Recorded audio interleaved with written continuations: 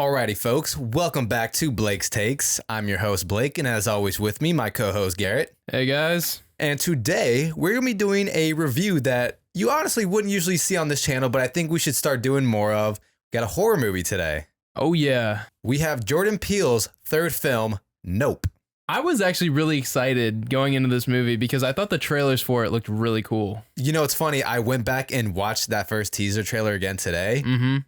It is a good trailer.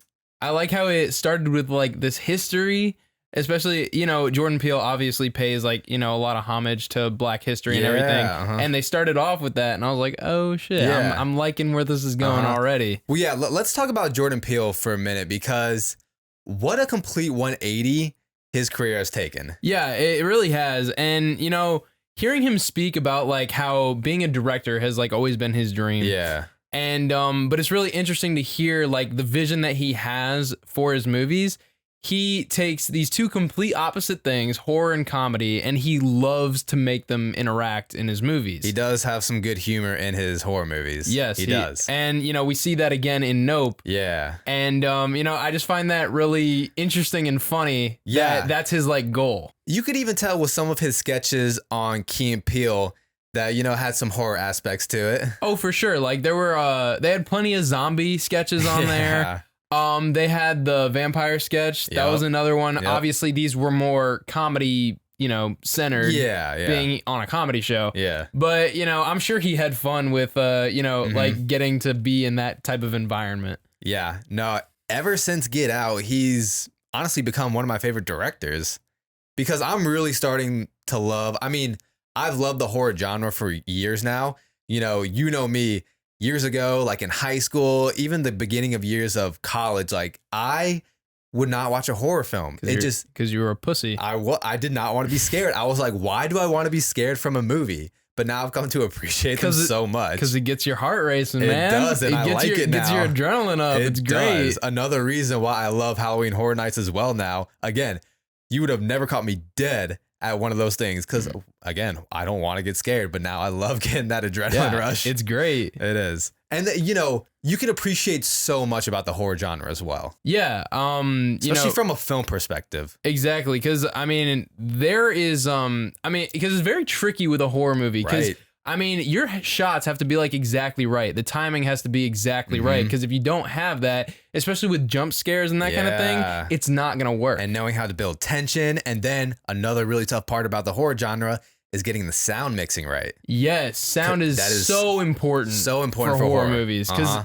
I feel like we react more to what we hear 100%. than to what we see. 100%. There was even a scare in this movie where, you need that loud, quick sound to get you going. Because sound is what's going to make it feel like you're actually there.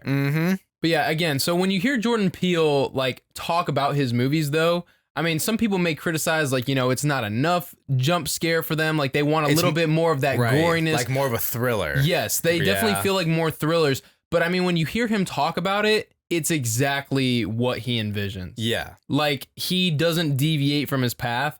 And for that, I have like a lot of respect for him. Yeah. And, for him to be able to take his vision and put it on screen so well. Right. It may not be exactly what you want, but it's what he wants. And it matches that very well. No, one thing he does do well with his film is knowing how to build tension. Even with Get Out, Us, Nope.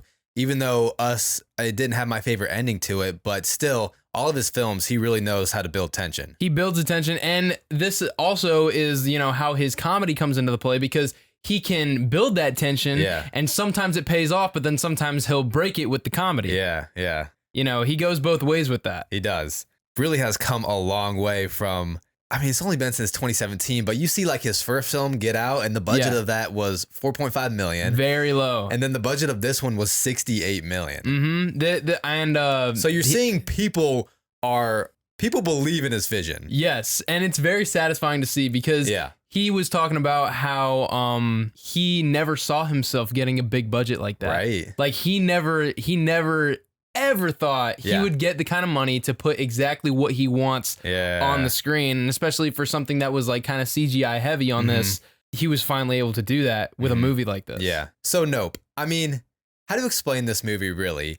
It's almost like a close encounter extraterrestrial movie meets like a Western horror in a way to me. Yeah. Yeah. I mean, that's a pretty good Fits it pretty well, sum right? up. Yeah. Yeah. So essentially, a quick summary of the plot. We have our main characters who live on a ranch and they train horses, and they've been in the film industry for horses and films and whatnot. Mm-hmm. Trying to uphold their family and their father's legacy, right. Struggling financially. And essentially, something is turning off their power, taking their horses, something's going on, and basically, investigate it, get cameras and everything, get a few people to help them out, to try to capture whatever it is out there, and so that they could monetize this opportunity as well. Yeah. And get them out of this financial hole. Because, I mean, yeah, if you see a UFO, I mean, obviously your first thought is going to be like, holy shit, it's a UFO. But then you're like, wait, I can make money off this. Right. Yeah. And that's funny you say it, because that kind of brings me to some of the themes of this movie, which is, the relation to spectacle and exploitation. Humans wanting to capitalize and make money. Us humans, we can be greedy. Yeah, we're greedy, and not only that, but we're so fascinated and intrigued with spectacle. Yeah. This is another point Jordan Peele was making about this movie. Like, a heavy theme was not only us, like us being obsessed with, making money off that, but about spectacle dragging us down. I saw in this interview where he was talking about how he uses a car crash as a perfect example of that. And so, people see a car crash on the side of the road and they slow down for the spectacle, and we're literally like slowing ourselves down, like dragging ourselves down to view the spectacle on the side of the road. And, we see that with Steven Yeun's character in this a lot. Right. He literally, spoilers, obviously. Right. Yeah. He literally gets himself killed for the spectacle.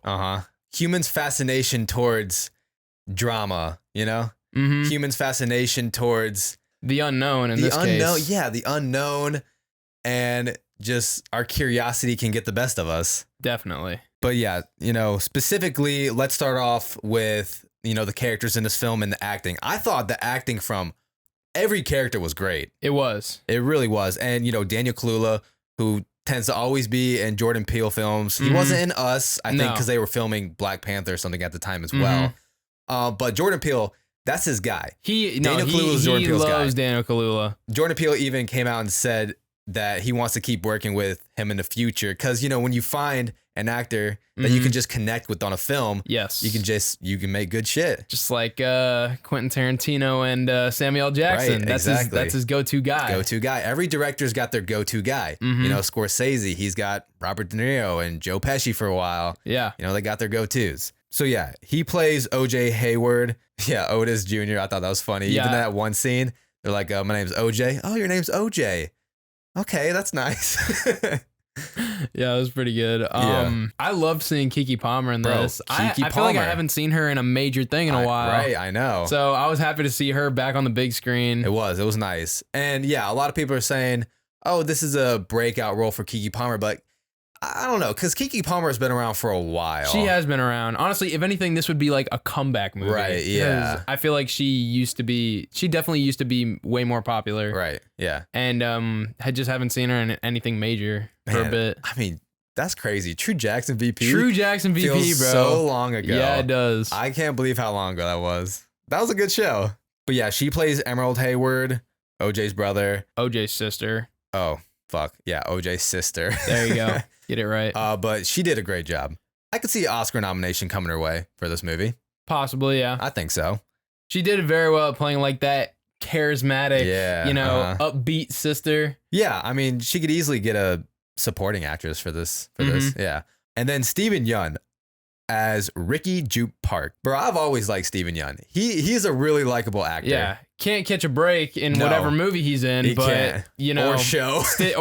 But still love him. Jesus Christ. I mean, what? Invincible, Walking Dead, this. Jesus. Man either gets the shit beat out of him or dies. Yes. But yeah, so he plays this he was a childhood actor who was on this popular TV show in the 90s called Gordy's Home. Yeah. A fascinating event happened with this as well. Again, people being obsessed with spectacle. Yes. So it was a sitcom show that they had a chimpanzee as the star of the show, and during one filming session, they were celebrating the chimp's Gordy's birthday. Yeah. And the balloon popped, scared the shit out of the chimp, and started going ape shit. Literally ape shit. And started just killing everybody. Killed 3 of the main actors on that sitcom. Killed 3 of the main actors. Didn't kill him. Didn't kill. Yeah. Didn't even attack him. Yeah. Didn't even attack him as a kid, and left one of the actors extremely deformed. Oh yeah. Yeah. Like, I honestly almost enjoyed that side story even more than the main story. I would love to. Yeah. I would have loved to just get some more background on that, because that was an extremely creepy. It was unsettling, bro. It was unsettling because I mean, to me, and what's so crazy is like chimps can be like some of the scariest creatures to me, and unpredictable, and I feel like the reason why that's also so scary is because they're so similar to us, right? Because like, as compassionate and helpful and like family driven that these animals can be, at the same time they can be just the most vicious creatures on the freaking planet and just have absolutely no control. And I feel like there's a lot of truth for humans in that too. Yes. Which I literally just gave myself chills while talking that. But yeah. And you notice that the ones that they attack are the ones that show the most fear as well. Yeah. Which is another reason why Steven Yeun's character, wasn't attacked, because he was hiding under that table, but he wasn't freaking out. He was just trying to remain calm. He was scared shitless. Yeah. I mean, he was just frozen with fear. Yeah. But he wasn't running around acting all crazy, like trying to attack Gordy as well. Yeah. And bro, that scene with the bloody paw coming in to give him a fist bump. Yeah. That was, but then again, like that just shows you how it can like flip on a dime. Yep. And why it's so weird. Yeah. Yeah, no, there's just something really unsettling with animals in horror movies. Yeah. Something really, because look at it. You have Alfred Hitchcock's The Birds. That movie was really unsettling to me. Oh, in the 1960s. I remember watching that film, bro, in class. Yeah. In like middle school or high school in a class. And bro, that was just so unsettling, like, because animals, if they wanted to take over an area, they really wanted to, and attack, they could. If they get organized, but they could. They're too simple-minded to be that organized. But they could. Yeah. Because they have the bodies for it. Oh, yeah. Honestly, if any species of animals said we're taking over the planet, they could probably do it. Right. So yeah, there's just something very unsettling about animals and horror movies. And what was really cool about this side story as well is they were using it to represent what was happening in the main story with the UFO they were trying to grasp, because, spoiler again, but turns out this UFO was acting very animal-like. It was territorial. It was attacking those that fear it, that look at it and show fear. So it had animal characteristics. And I thought that was a really good twist, because every time we see a UFO in the sky, or supposed UFO, everyone thinks it's some alien species in their ship observing us. They're just in a vessel. Like, it's not the thing itself. But then OJ made a good point. He was like, what if it's not a ship?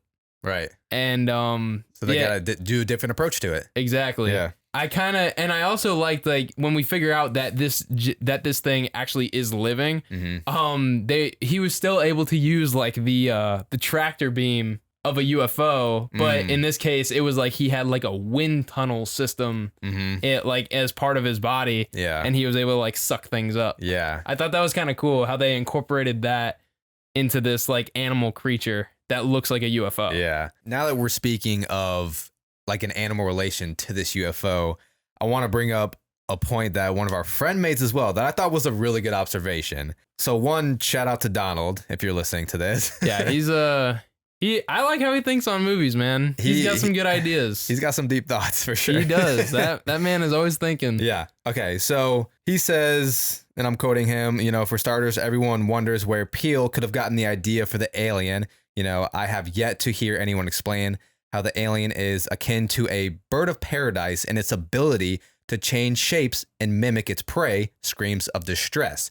Because we do see that towards the end of the movie, the alien or whatever, change shapes and give off those sounds of distress as well. He also states, I think the monkey is just there to represent fear in its most pure form. I'd shit myself if I was on the verge of being mauled by a chimp. Also, the popping balloon noises we hear are mimicked by the alien. So I think Peele is just foreshadowing the alien's true nature through the horses and chimps' reactions to stimulus. It consumes beings that fear it, like we were talking about, and it mimics stimuli that would cause a person or animal distress. I like that. I do too. I really like that. You know, it's funny. It even made me go and watch a Netflix video on YouTube today of the bird of paradise. Really? And, like, how it like attracts its mates and you know, changes shape. It was pretty cool. Yeah. It was interesting. So yeah, shout out to Donald. And then we also have Brandon Perez as Angel Torres, who is you know, the tech guy, the tech salesman that ends up helping them out, setting up their software. He was a great comedic relief in this movie. Yes, he was so good. He was a good comedic relief. And I found it kind of funny because when we first meet him, he seemed like really apathetic and didn't really give a shit. Yeah. But then he found out that they were actually onto something, and he works at this like and he works at this store where it's like their business is, you know, capturing UFOs on camera. So they just have like all this camera equipment. Yeah. And when he found out that they were actually onto something, he just got so interested. Yeah, because and was all on board. Because he believed all that UFO shit. Oh yeah. He's like, there's another, you know, life form out there. But yeah, that was a great comedic relief. And actually, I also read this as well. He had to convince them not to kill him off. They were going to kill his character off at the very end, but he was able to convince them not to. Good, because he was good. And if there is an opportunity, like, I don't know if he plans on doing sequels to any of these movies. Yeah. But if they do a sequel to this, I would love to see his character come back. Agreed, yeah. Because he was really good. He was good. And then Michael Wincott, who plays Antler Hulse, who is a renowned cinematographer in this movie that they meet in the very beginning, and he's trying to find the impossible shot. Yeah. As we heard him, he's been trying to find that impossible shot for years. And we see him initially, like he's watching his film that he's already taken of like, you know, rare scenes in nature, that kind of thing. But you know, what's more of an impossible shot than a UFO? So that really intrigued him. I really liked his voice. He had a good voice for this character. And you know, he brings them the non-battery powered camera because you know, this alien monster, whatever, it was just like it had like an EMP field around it, and like whenever it got close to anything electrical, powered off. So that's part of the reason why it was so hard to get a shot of this thing. And then one last character, even though we don't see him that much, Otis Hayward Sr., OJ's dad, played by Keith David. I love that guy. So that's just why I wanted to bring him up, because bro, this dude's voice is so iconic. It is. Bro, honestly, you know what's funny is like where I really started to notice him was freaking Rick and Morty. He plays a few characters on Rick and Morty. He does. He's in Community for a season. Bro, I'm sure I'm not even naming his best work. No, I know I'm not. So listen to it. Here's his voiceover career, and this is just some. Like, he has so many credits for voiceover, but here's just some. You know, Justice League, Teen Titans, Spectacular Spider-Man, Adventure Time. Yes. Yes. Spawn. He's the Black Panther in the Fantastic Four show in 1994. Really? Yep. He was in Caroline, Princess and the Frog, some of the Halo games, and then Call of Duty Modern Warfare 2. Oh my God. Like, bro, the man has done every single voiceover work. That's so cool. Yeah. Honestly, it's crazy to me how like people like that can just like be such a huge part of your childhood and everything, and you have no idea, bro. But I do. But when you said Justice League, I was like, oh shit, yep. Dude's voice is so good. It is. I freaking love him, man. And before we move on, though, I will say one animal characteristic that I really liked about this creature was it marking its territory. Yeah, I thought that was really cool. And for like the things it couldn't, like, we find out how his dad died in the beginning. Yes. So clearly he can't digest. This creature can't like digest metal or anything like that. Yeah. Some of these really solid objects. Yeah. So it has to like expel them at some point. And along with expelling, you know, coins, keys, you know, all that kind of thing. Yeah. All the blood. Yep. Like all this blood from this massacre that we see earlier in the movie. and it just totally repaints their house. Jesus Christ. That was a creepy scene. That was a very creepy scene. Yeah. Oh man, now that I think about it, it's almost like almost kind of like the Shining scene, that elevator scene. Yeah. Yeah. Yeah. Yeah. And I did see somewhere that the trailer, it almost did like have the Shining inspiration trailer as well, especially with how the credits rolled down with, you know, a Jordan Peele film. Nope. You know, it did the same thing with The Shining. I did notice that about this movie is they showed credits at the beginning. Yes. Not many movies do that anymore. Right. Yeah. And I did notice that. I thought that was cool. That's why I also love horror movies so much, is you can just see where a lot of the inspiration can come from. Yeah. I feel like it's a very respected genre. Yes. I feel like anybody who is making horror movies, you know, obviously I feel like most of them grew up loving these movies. And, you know, they notice a lot of styles from the directors that they liked and things like that. So there is a lot of inspiration to go off of. Yes. But yeah, another point that I want to talk about with Jordan Peele, and not just Nope, but, you know, with his movies as well, is obviously he you know, always has a black lead for his movies. But what was really cool too was him telling us that history of, you know, the first motion capture was a black man riding a horse. Yeah. And how, you know, that man wasn't even credited. You know, the horse got credited. Yeah. And obviously the cinematographer got credited, but the black man riding the horse didn't get credited. And that kind of shows you like how whitewashed our history is. Yes, exactly. Yeah. Especially the film industry as well. Yeah. I would say a really good example of that would be Hidden Figures. Hidden Figures. You know, there was a lot of black women who were responsible for doing a lot of the calculations that got us to the moon. Yeah. And didn't receive any of the credit. Yeah. Like I said, you know, it's insane. You know, that's fucked up, man. It's so fucked up. Like, you know, but that's just that's 60s America for you, man. Like, you know, but you put in all this work just for your name to like not even be in the history books. Yeah. Just shows you how greedy the people at the top are and how much power they have, how much politics is involved too. Seriously. So I do like that Jordan Peele, you know, throughout his movies, he's always, you know, having black lead actors and tries to almost give us like a society lesson as well, you know? But no, yeah, back to what we were talking about also with the style of this film and how it felt like a, you know, close encounter Western horror movie film as well. And then I bring that up because in 1972, a Western film, Buck and the Preacher, is featured throughout this movie as well in Nope, which stars Sidney Poitier, who is just actually recently passed this past year in 2022. But he was the first African-American and Bohemian to win the Academy Award for Best Actor in 1964. Wow. And it was the first film that Jordan Peele saw in 1972 that had a black cowboy represented. You know, a lot of those old Western films, it was a bunch of white cowboys. It is. When in reality, they weren't all white. Yeah.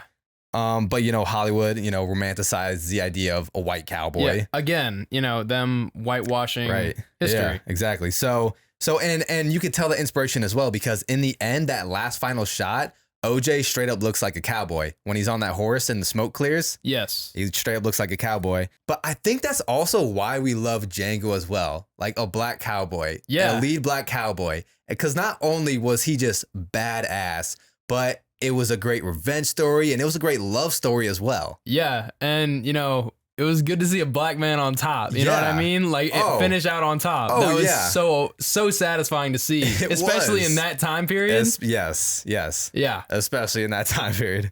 So yeah, I don't know. It just kind of had all the styles that I really like for a film. And then back to what we were talking about, how Jordan Peele never thought he would get this kind of budget. Yes. Right? So what's cool is that it was shot using Kodak film, including a 65 millimeter film in IMAX, which is the very first time that a horror film in history has been shot in this format. Really? Yeah. No horror film has ever gotten IMAX before? Not 65 millimeter film in IMAX. Damn. Which you can tell, like, from the shots, it did have a very big production feel to it. No, this didn't just feel like, you know, your average horror movie, because I feel like most horror movies are low budget. Oh, absolutely. Yeah. That's the thing with horror as well.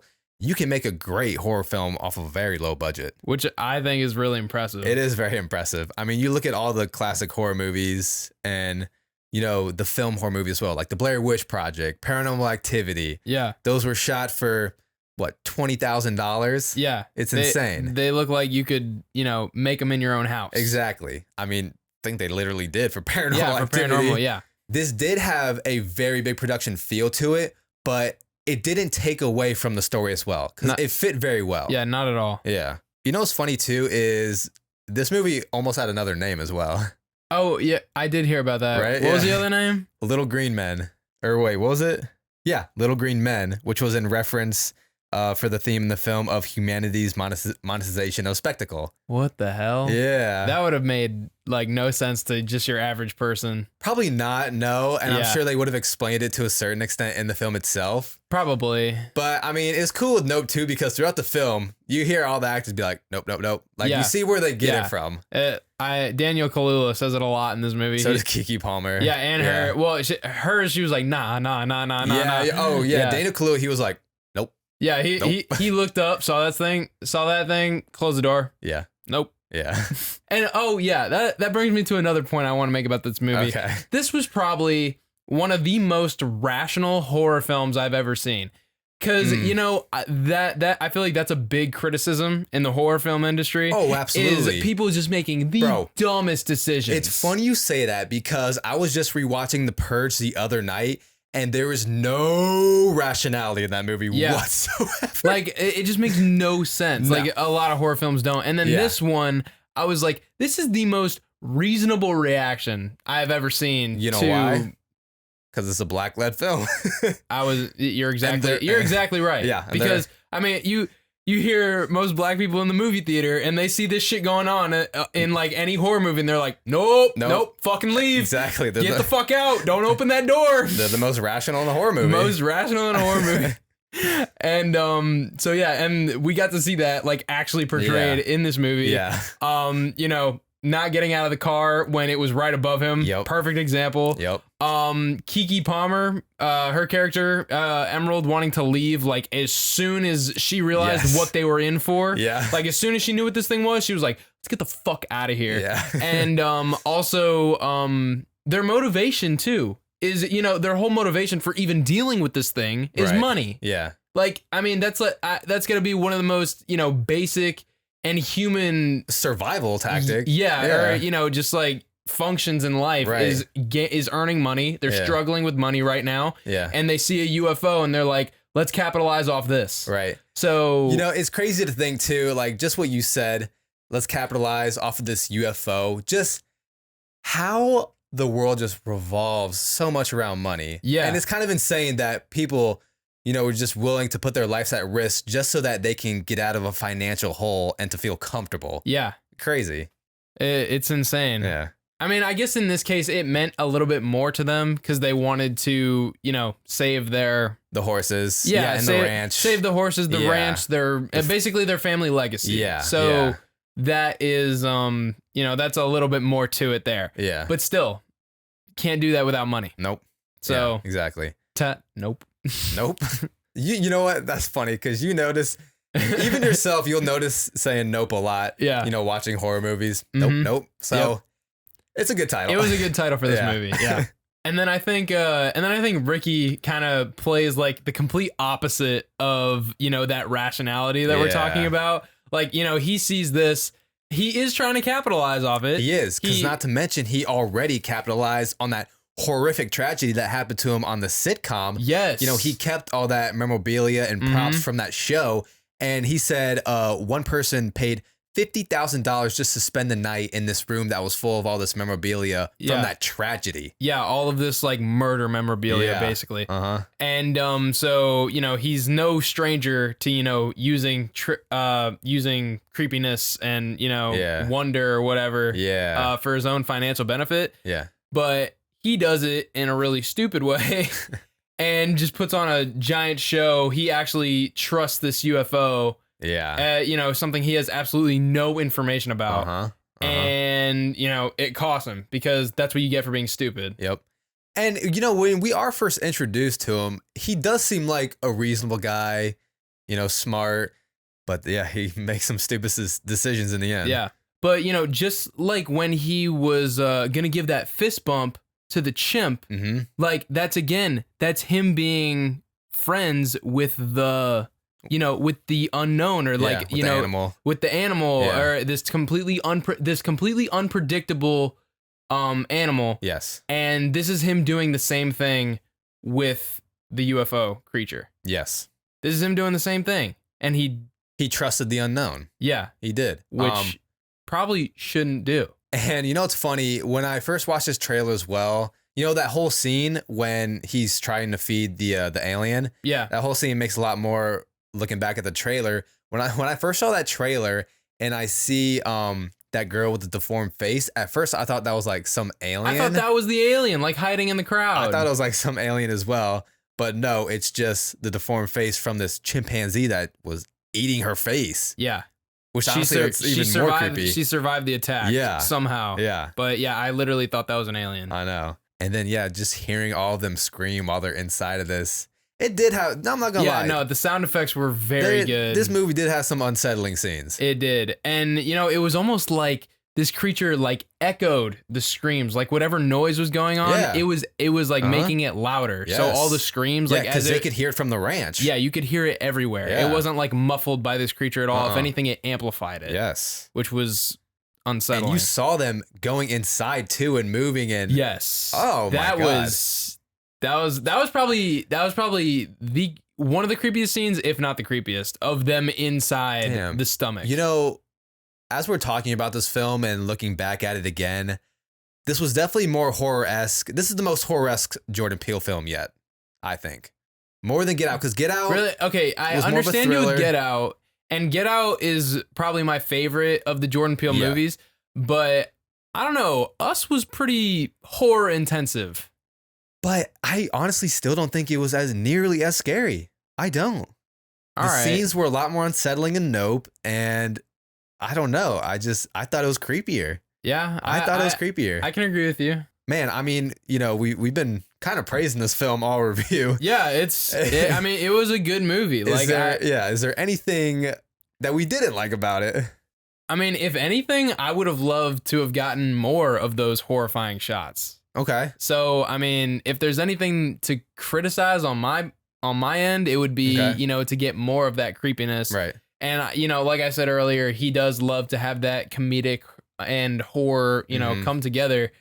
But I mean, preferably, I would kind of like to be scared even a bit more. Right. Yeah. And because, like, honestly, when I watch Jordan Peele horror movies, I feel like I'm too comfortable for like too much of the time. Okay.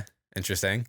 Okay. So if there's one thing that I would say about it is, you know, the very ending of it. This was going to be a big grab for the ending. Like, this was going to be a hard ending for a big payoff, in my opinion, just because of, you know, how big the stakes were with this UFO. I don't think it had as good as a payoff as his other movies. Still good. Yeah. I think the creature dying from that big balloon popping in it, I was like, okay. I agree with that. Honestly, it wasn't even the way it died. Yeah. I honestly was kind of disappointed that it died at all. Yeah. Like, I kind of thought this movie was going to end with this thing still being alive. Right. Yeah, they were just going to get that shot. They were just going to get the picture. Yeah. Because, I mean, I'm watching this movie, I'm like, okay, yes, they're trying to get this picture, but how would they ever, you know, try to convince, kill it? Yeah, no. How would they ever try? How would they ever kill it? They don't have weapons. They don't have, or at least nothing that could hurt this thing. Right. You know, I just kind of thought that it was gonna be, you know, still alive and still like terrorizing this area. Okay, so which I thought would have been like a darker and kind of better ending. Right. Yeah, I just really didn't like the way that it did die. Again, satisfying that they were actually finally able to capture an image of it. Yes. Through, you know, foreshadowing our protagonist completed their goal. Completed the goal. And I like that they were using the camera that they were using from the theme park. Yes. And, you know, they did and, you know, they made a reference to that from earlier in the movie. A little foreshadowing there. Yeah. Uh-huh. But yeah, honestly, I was not expecting it to just die from that balloon. Nah. But still a solid movie. Yeah. So we have 3 Jordan Peele movies so far. Yep. Get Out, Us, Nope. How would you rank those? Get Out, Nope, Us. Beautiful. Perfect. That's what I think too. Yeah. Obviously, Get Out, that had the best payoff for sure. Yes. Great movie. I thought the shots of all the movies though, I think the shots in Nope were probably the best. Shots were the best. Visually, Us was a very visually pleasing movie. But I thought there were some parts of that I don't think were as enjoyable, even as scary as Get Out or Nope, in my opinion. Nope was definitely the most unsettling film of his, for sure, in a good way. Plus side for Us would probably be the music. I thought Us like probably had the best score. It did have a good score. Yeah. It did. Man, I've probably seen Get Out like at least 10 times. Yeah. And Get Out, I mean, to me, you can't beat that story. Like, I know, that story is so good. Yeah, it is a really good story. And like, what a twist! Like the reveal. Yeah, the reveal. Like we knew something. Jesus. We knew something was fucked up, but we couldn't quite figure it out. And not to mention that this certain person was in on it as well. Yes. I was like, oh my God. It was a really good reveal. It was. So yeah, Get Out definitely at the top. But shit, Jordan Peele seems to be 3 for 3 so far. Right? You Yeah, know? no, I mean, he hasn't disappointed me yet. No, he hasn't disappointed me either. And it's weird because Nope, as of right now, I feel like is being hit with a lot of very mixed reviews because some people I've seen comment like, what the fuck did I just watch? What a waste of money. But then other people, I'm like, this is the horror movie that they needed to see from Jordan Peele. Yeah. So it's like hit or miss right now. But honestly, I really enjoyed it. It's funny because when we watched it in theaters, as we were leaving, this one girl was walking down the aisle to exit and she was like, I feel like I just wasted my money. I'm like, how? Yeah. I don't know. But I feel like in the long run, when, more people have seen this movie and everything, I think the skew of negative and positive reviews, it's going to have a much more positive than negative reviews. Honestly, even though I did really enjoy it, I think this is a film that's going to grow on me even more, to be honest, because the more we've talked about it, the more I think about it. Yeah. I'm really liking a lot of aspects of this film. Jordan Peele is really good with symbolism. Yes. And I'm looking forward to, when this is available to like rewatch and everything. Yeah. I definitely want to rewatch this movie and see if I can make some more connections between things that we see. Cause, I feel like just watching it once through, like I'm trying to take it all in, but it's hard to remember each piece. Yeah. But yeah, like you said, like the more we think about it, the more I'm making connections as we talk. Yeah. And I'm looking forward to being able to see it again. Yeah. No, Jordan Peele does like to make connections from earlier in the film come back later as well. Everybody loves foreshadowing like that. Yeah. It's always good. It's like you're like, oh shit. Yes. Oh shit. And it makes you feel smart. Yeah, it does. And like the deer head was a good example in Get Out. Yeah, not only did he see the deer head in the house, but he also hit a deer on the way there. Yep. So that was a good one for Get Out. Yeah. So yeah, I mean, overall, I really don't have too many complaints about this movie. I think it's definitely a movie you should go out and see. And if I were to give it rating, I think I'd give it a solid 8.5 out of 10. Yeah, I was gonna say Rotten Tomato score would probably be like a 86. 86. Okay. Yeah. I was specific there. I was like a little better than 8.5, but I was like, I was definitely in that like upper 80 mark. So solid 8.5. That's a solid movie. Yeah, solid movie. This is solid. Definitely worth seeing. Go check it out. Yeah. Let us know what you think. All right. So yeah, that's going to do it for this review on Jordan Peele's Nope. Get out, go see a horror movie. Spooky season's coming right around the corner. And we will definitely be doing more reviews and more rankings on the horror genre as we get closer to October. Definitely get out there. Oh my God. Get out. Okay. Yeah, wait, hold on. So, okay, let's hear it. Definitely get out there, go see Nope, and let us know what you think. Oh my God. You did not just do that. Oh my God. Okay. Well, that's going to do it here at Blake's Takes. As always, I'm your host, Blake, and with me, my co-host, Garrett. And yeah, as always, thanks again for listening, whether it's on podcasts, YouTube, TikTok, however you're listening to us. Make sure, give us a review, give us a like, a subscription, and a follow. We appreciate it all. And we will see you next time on Blake's Takes. See you guys.